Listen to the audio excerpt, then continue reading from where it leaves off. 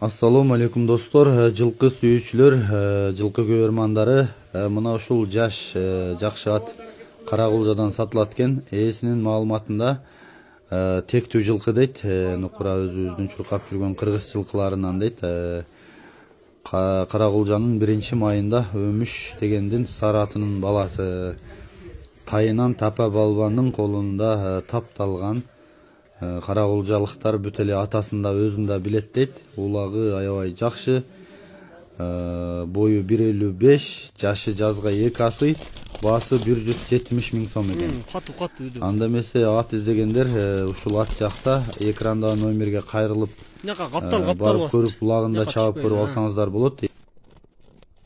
Катуу кага бер бияка.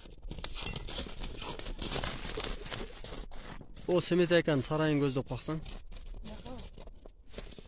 Мынакка анан анакка да отур. Оняка.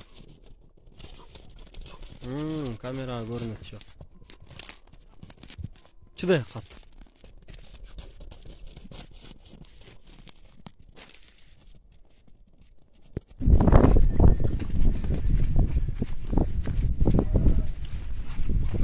Катейн.